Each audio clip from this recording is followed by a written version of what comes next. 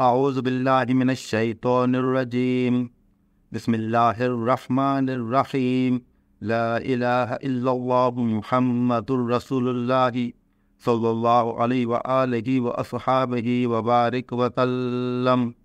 اما بعد، تمام دیکھنے اور سننے والوں کو السلام علیکم ورحمۃ اللہ وبرکاتہ۔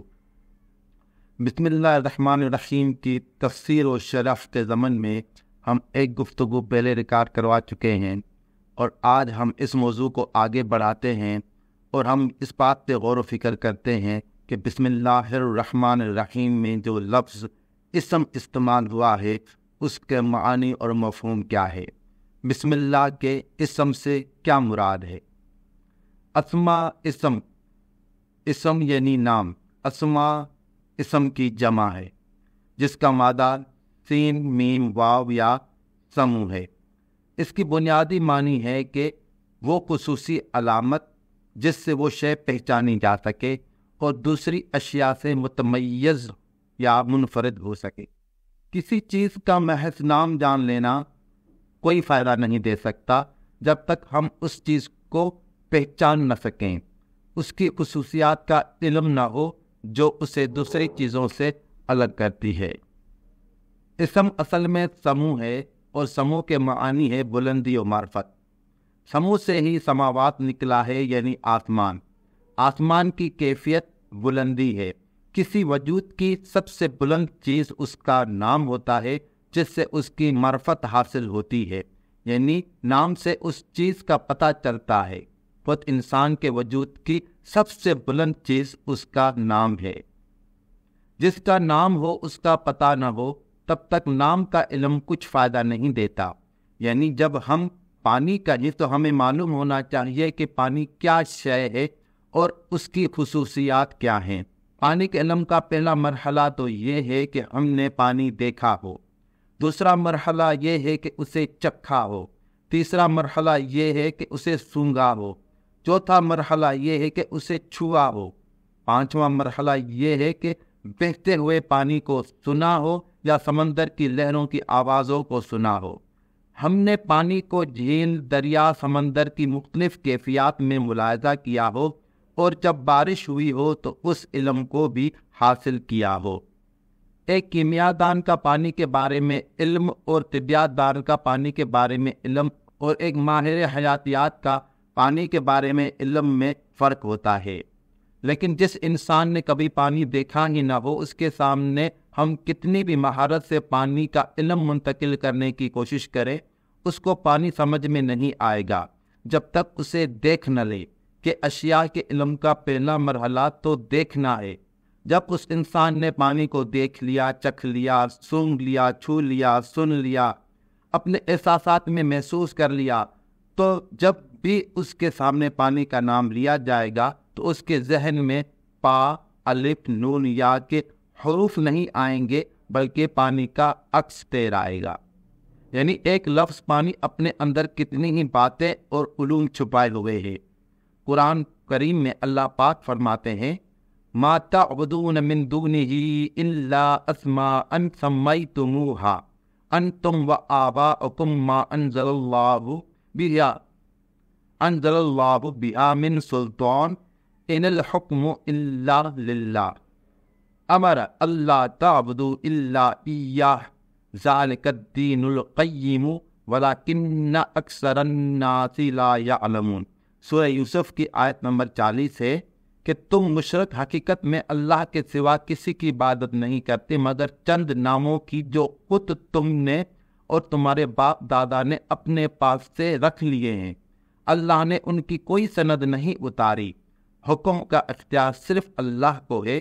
اسی نے حکم فرمایا ہے کہ تم اس کے سوا کسی کی عبادت نہ کرو، یہی سیدھا راستہ ہے، لیکن اکثر لوگ نہیں جانتے۔ یعنی جو اللہ کے اسماء ہیں وہ اسماء تم لوگوں نے ان پر چسپاں کر دیے ہیں جو بغیر سند کے ہیں۔ یعنی رازق اللہ کی ذات ہے، یہ اللہ کا اسم ہے، یہ اللہ کی صفت ہے، یہ اللہ کی شان ہے، اور تم نے کسی اور کو رازق بنا لیا۔ جیسے کہ کوئی مٹی کو پانی کہتے، جبکہ مٹی نہ تو پیاس بجھاتی ہے، نہ ہی مٹی میں پانی کی کوئی علامت یا صفت پائی جاتی ہے۔ یہ صرف معلوم ہو جانا کہ اللہ رازق ہے اس سے معرفت پوری نہیں ہوتی جب تک یہ معلوم نہ ہو کہ اللہ کی صفت رزاقیت اس کائنات میں کس طرح کام کرتی ہے۔ ایک کسان کی 6 مہینے کی محنت سے لے کر آٹا گوندنے تک اور اس کے پکنے کے بعد انسان کے منہ میں نوالا بن کر پہنچنے تک، اس کے بعد اس کا چبا کر انسان کے حلق و گلے سے گزر کر معدے تک پہنچنے تک کتنے مرحلے اللہ کی رزاقیت کے ہیں، اور اللہ نے اپنی صفات کی شرح قرآن میں پوری طرح سے کر دی ہے، باقی فکر انسانی پہ چھوڑ دیا ہے۔ اللہ کی معرفت اس کے صفات کے ذریعے ہوتی ہے، یعنی اللہ کون ہے؟ وہی اللہ ہے جو رحمان ہے، رحیم ہے، جو زندگی دیتا ہے، جو موت دیتا ہے، جو زندگی کو قیام بخشتا ہے، جو ہر شے کا مالک ہے، خالق ہے، مصور ہے، عدم سے تخلیق کرتا ہے اور پھر ہر تخلیق سے دوسری کروڑوں تخلیقات ان سے تخلیق ہوتی ہیں۔ وہی آٹا جو کسان کے کھیت سے آتا ہے، اسی ایک آٹے سے لاکھوں کھانے کی اشیاء بنتی ہیں، اسی آٹے سے پوری دنیا میں ان گنت قسم کے پکوان، بسکٹ اور بیکری پروڈکٹس بنتی ہیں۔ ایک دانہ گندم سے کتنی ذیلی تخلیقات وجود میں آتی ہیں۔ جب تخلیق کی بات آتی ہے تو اگر ہم انسان کی تخلیق پر غور کریں تو اس پر قرآن پاک نے سیر حاصل بحث کی ہے، یعنی قرآن پاک میں صرف اللہ کے اسماء ہی نہیں بتائے گئے بلکہ وہ اسماء اس کائنات میں کس طرح مصروف کار ہیں اس پر بھی روشنی ڈالی ہے تاکہ انسان سمجھ سکے۔ جیسے قرآن پاک میں ہے کہ اللہ ہر شے پر قدرت رکھتا ہے، قدر سے مراد پیمانہ یا ماپنا ہے۔ مقصد یہ کہ ہر چیز اللہ تعالیٰ کے تخلیق کردہ قوانین کے مطابق اس کائنات میں کام کر رہی ہے۔ اس میں بھی 2 اصول ہیں، بسط یا قبض، یعنی یا تو وہ صفت پوری طرح متحرک ہوگی یا اسی صفت کے الٹ ہوگا۔ حضرت ابراہیم علیہ السلام کو آگ نے نہیں جلایا، جبکہ آگ کا قدر یہ ہے کہ وہ جلاتی ہے، لیکن آگ نے حضرت ابراہیم علیہ السلام کو نہیں جلایا، یعنی اس کی صفت جو اللہ نے جلانے کی رکھی وہ قبض ہو گئی۔ جیسے انسان کی روح جسم سے قبض ہو جائے تو وہ جسم کسی کام کا نہیں رہتا، نہ اس سے بات چیت ہو سکتی ہے نہ کاروبار، کیونکہ جسم کی صلاحیت کی بنیاد روح جسم سے نکل چکی۔ جب روح جسم میں تھی تو بسط کی کیفیت تھی اور اب جسم قبض کی کیفیت میں ہے۔ ایک انسان کا نام زید ہے تو سوال یہ اٹھتا ہے کہ زید کون ہے؟ زید پاکستانی ہے، مسلم ہے، عابد کا بیٹا ہے، ماسٹرز کیا ہے، بااخلاق ہے، لمبا ہے، خوبصورت ہے، سرائکی بولتا ہے، اپنا کاروبار کرتا ہے، یہ سب زید کی صفات ہیں۔ جب ہم زید کو جاننا چاہتے ہیں تو اس کی صفات کی پہچان کرتے ہیں کہ صفات سے زید کی ذات کی پہچان ہوتی ہے۔ یہ اسکوٹر ہے، CD70 ہے، 2023 ماڈل ہے، تو صرف اسکوٹر کا نام لینے سے اسکوٹر کا صحیح علم حاصل نہیں ہوتا جب تک اس کی صفات کی معرفت نہ ہو۔ تو اللہ کی صفات کا علم ضروری ہے تاکہ انسان صحیح معنوں میں اللہ کی معرفت حاصل کر سکے۔